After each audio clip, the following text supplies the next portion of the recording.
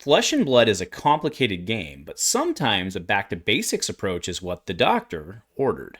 And this I believe to be the case with Decimator Dorinthea.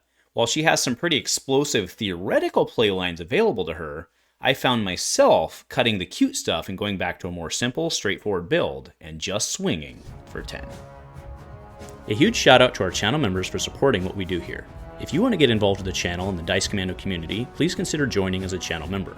Remember, these videos are only possible with your support. You can show that support with a like, a subscribe, and by leaving us a comment and sharing your feedback. Community first, and go Commando. Hey there, Flesh and Blood folks. Welcome back to Dice Commando Go Again, a fabulous cast. Thanks for checking in today, talking Decimator Dorinthea, which is where I've been putting the bulk majority of my calories into CC, at least. Post Dusk Till Dawn's release, you recall, of course, Skirmish 7 was out, so Blitz was the thing, right? But in terms of CC, Decimator Dorinthea has been my primary vehicle that I've really been putting a lot of stuff into. So what I want to do today for the, let's call it the one-ish plus month check-in on Dusk Till Dawn's release of having this weapon available was really kind of talk about the deck.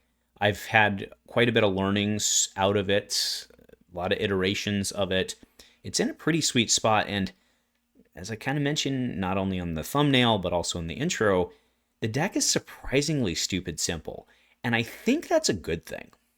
I mean, again, maybe I'm just a dummy-dumb, and I'm okay with that, because when I sit down and play, my play lines are very straight, and I feel like I could absolutely pilot this deck for 8 rounds and be okay with it, right? So I'm really a huge fan of this. So, I mean, that is kind of the overall take. Obviously, we're doing this PTI style today. You can already see that. But overall, when I first started talking about this, I made the statement, not like a Guardian. And I still think that's true. In fact, it is, actually, this deck does very well against Guardians. I kind of, ironically, maybe unironically, I guess, given the statement, but this deck does pretty well against Guardians, actually. But my overall take here is that when you are blocking and just swinging, you lose. That's how you lose with this deck. You have to get your opponent down so that they have to block. And that's where this deck becomes really, really, really strong. And as part of making that happen, as I've evolved this deck over time, I've really done an effort. Not so much an effort, but it's just kind of naturally happened that we go back to basics to a certain extent. I'm running a lot of cool cards that are old, like OG cards, specifically Rout and Overpower. Now, obviously, Felling Swing is in there, and it's a new card, not an OG card by any means, because we've been waiting for it to get an axe. But man, Overpower does serious work. The card I've actually been on the flex slot on is actually Yellow Overpower. It really doesn't fit because I'm actually finding I might need a higher blue curve than even Guardians, which is a little concerning. But hey, blue Felling Swing still swings 4, and blue Overpower when blocked still swings 4. So not totally hating that, right? But again, it's just back to basics of just kind of doing legit fab math, and I'm loving it. So yeah, when I first started out with this deck, by and large, there were kind of some tricky tricks that I was trying to run. I mean, there's, Steelblade Supremacy is really hot. You have Spill Blood, it's really hot. And like, you have the whole thing like pairing them all up and multi-swing, card draw. And I will be completely honest, I pulled it off multiple times. You can do a setup turn for it. But what I just ended up finding was that the consistency of being able to throw 9, being able to throw 10, being able to throw 8 in some cases, granted, was just really good. And the fact that you have Tunic on board to really threaten those 1-drops becomes very effective. And one of the learnings I had out of that was Spill Blood versus Iron Song Determination. So I have them both up right now. Now, obviously, Spill Blood, when you see Axe, you're like, oh, Spill Blood, obviously. But when you really put these two side by side and consider what we're trying to do in this deck, on the rare turns that you are trying to set up a second swing, Iron Song Determination is just a better card. So not only is it obviously yellow versus red, now sure, it only gives +1, but it still gives you that dominate, but it costs 0. And that's extremely important for what we're trying to do on our second swing turn, or on our 2 swing turns, I should say. Very, very important. So it's one of those things that, like, when you look at them side by side and on paper, you're like, actually, yeah, it does make sense to do Iron Song Determination. Stuff like that, you obviously look at Spill Blood first, because like, well, we're running an axe, we should run the axe cards. Blah. And obviously that's where I went first. I know a lot of the community did as well. But Iron Song Determination is just, it's not strictly better because they're basically on curve with each other, but in this case, it's the right call. And kind of coming to that realization after, probably, again, I'm a slow kid sometimes, but coming to that realization, I think really changed my approach on how I play this deck overall to a certain extent. The next big learning I had was just how valuable Warrior's Valor is. In fact, Warrior's Valor, it's a staple card, right? And by staple, it's a fundamental, like, key piece card for Dawnblade, and pretty much Dawnblade.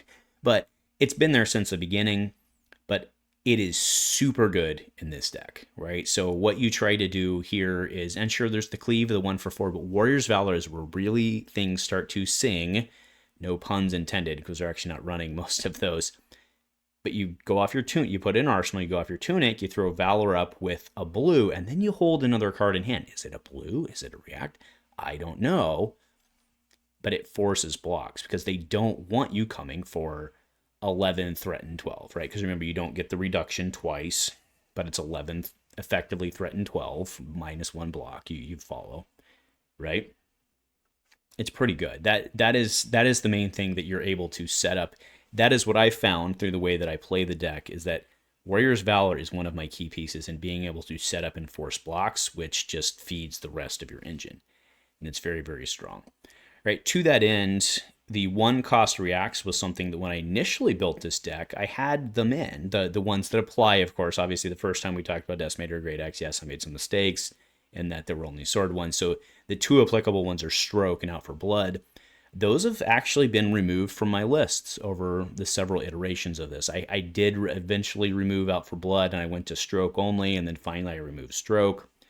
And I'm basically running Iron Songs. I'm running Route 2, but that's kind of its own different thing. But as far as the reprises go, I'm really just counting on Iron Song, red and blue, primarily red, as far as the reacts, and then obviously your overpowers and stuff like that. But those are more in like the fundamental categories than the reacts, and they just don't fit. They just don't fit. I found it too hard to get them to work, too inefficient with the resource management to get it there, and it just didn't work. Right, next, let's talk Bolters. Bolters is a key piece in this deck.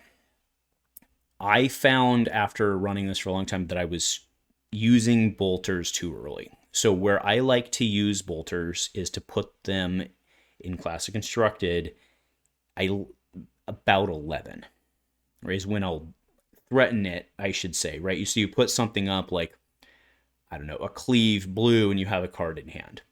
And you have, you've already blocked with it, you've got your counters on it, you've gotten your efficiency out of it, and it's right there. So if they let even 1 bleed through and you have a card in hand, you could potentially be coming for another 4. So that's where I like to use it, is to potentially push them into that forced block range. Because once you get them in that forced block range, you've been pitch stacking or blocking with, but hopefully pitch stacking, because then they're coming around, you've been pitch stacking your Iron Songs, right? Your Iron Song responses, Iron Song responses, and then you've got the zeros, and now they have to worry about that, and then you get into the overblocking situation, and it's really, really, really sweet. What I had found, I was using it too early, right? That's just the learning I had, and it wasn't as effective because it wasn't, again, doing what we want, which is forcing blocks, right? If you're not forcing blocks, you're not getting the value out of Decimator Great Axe, you're not getting the value out of a lot of things in your deck. Overpower, super great, coming in for 8, but you'd rather it come in for 10, granted with a block, not hitting for 10, but you follow what I'm saying, right? You get more value out of it when you do that, and you're setting that up when you put them into a forced block scenario, not early when they just don't care. All right. So a lot of times, even though I maybe for whatever reason, depending on how the game goes, I have found myself sometimes you have an extra blue in hand and you're like, oh, well, I guess I should just pop and go for an extra 4 damage. Well, sometimes no. Sometimes it's not the right play. At least that's what I've found.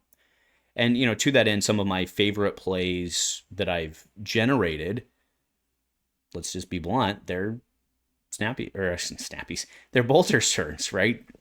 Been able to do some pretty crazy things. I mean, again, when you get into that range where you're forcing inefficient blocking, not to mention the fact that, like, some images here, when they block only with D-reacts, well, that's just poor value for them, right? That feels really, really, really bad to come in and get a 2 off of Fate Foreseen or a Sink Below or something like that. Or I even had granted, they were clearly learning, but they soul shielded, and like, that's a 3. Or unmovable, right? Unmovable happens as well. I love situations like that where they come in and they're just forced to just absolutely use their hand inefficiently, and that's what this axe does, and those are my favorite plays out of this. Now, bad matchups for this. Decimator Dorinthea is good. I'll straight up, it's good, really good deck, but it goes down hard to Dromai, like really, really hard to Dromai.